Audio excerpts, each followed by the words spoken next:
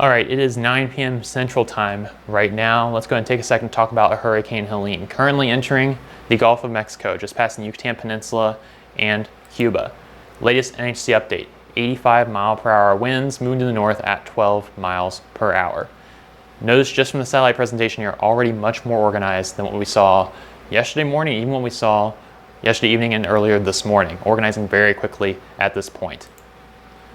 All right, so let's take a moment and just walk through each of the hazards that we're expecting with Helene. We're looking really at all the main hurricane hazards here. Damaging winds, storm surge, inland flooding, and tornadoes, all possible with Helene over the next day or two. So let's go through each of these one by one. Starting with damaging winds. We know the strongest winds in a hurricane are centered right around that inner core, that eye. So exactly where Helene makes landfall, that's going to affect where we see those maximum winds. Again, forecast to make landfall as a Category 4 hurricane. So where we see those 130 mile per hour plus winds, that's going to depend on those little individual wobbles in the track. They're pretty hard to nail down at this point, but going to happen somewhere in the Big Bend of Florida. But that's not the entire story here. Everywhere on this map here, this is the GFS model at 4 p.m. tomorrow. Everywhere where you see purple and white, those are tropical storm force winds. And notice, it's the entire Gulf coastline of Florida, from Cape Coral all the way up through Tampa and all the way up into the Big Bend. Folks, throughout that entire area, you're likely going to be seeing those tropical storm force winds and the potential for damage. And what else does that wind bring? It brings water. Again, the winds in these storms, they push water onto the shore. So we're expecting storm surge. We have storm surge warnings from Key West all the way up through the Big Bend over towards Apalachicola and Panama City Beach. So how much water are we talking about here? It's going to depend on exactly where you're at. Down near Key West, 1 foot, 2 feet of storm surge possible. Then as we make our way to the north, those values start to go up. 5 to 6 feet around Tampa. And then the biggest area here, Big Bend, again, this enclosed area, getting a lot of water pushed into it, 15 to 20 feet of storm surge possible there. That's not just one story of a building. That's 2 stories of a building potentially. Folks don't need to be getting to higher ground where they are. You need to be evacuating at this point if you can, getting out of this area. So there's 2 ways that you get flooding in a hurricane: storm surge and inland flooding. Rain that's actually falling out of the hurricane itself. And we're seeing a lot of that too. Already we have flash flood warnings in the Tallahassee area, expecting even more rain tomorrow. High risk of flooding being highlighted here around Tallahassee, and another high risk well inland around Chattanooga, Knoxville area up in the Appalachian Mountains. You're going to be seeing a lot of rainfall occurring there as well, getting funneled in to these narrow areas, between mountains, funneled down into these creeks.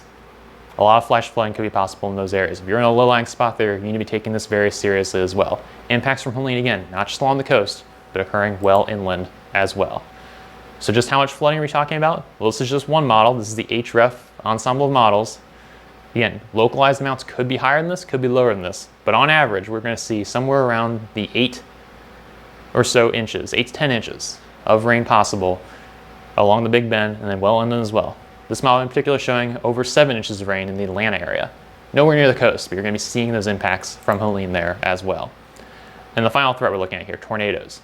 Already today, we've been seeing tornado warnings in the outer rain bands of Helene all throughout Florida. And we're going to continue seeing that tomorrow. Each of these tracks here, that's showing where one of the models in this ensemble is indicating the potential for a rotating updraft, which then could potentially lead to a tornado.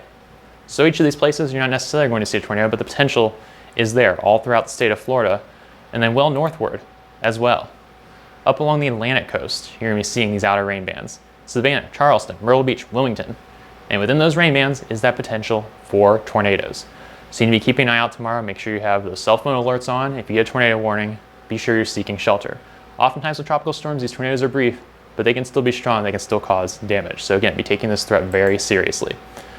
SPC issuing their tornado outlook here, highlighting again all of Florida, much of Georgia for tornado risk, but then that bullseye, that's over on the Atlantic coast. That's over near Savannah. You're not necessarily going to be seeing storm surge or things like that over there, but the tornado risk is still going to be there for folks along the Atlantic coast. And again, looking here at the NHC official forecast, huge wind field with Helene.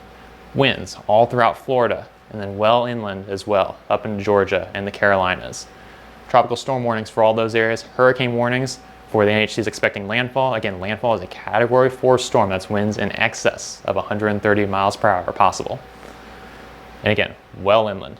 folks along the coast and folks inland, you need to be taking this very seriously as we head throughout the day tomorrow and then into Friday and Saturday as well, as Helene makes landfall and pushes inland into the United States.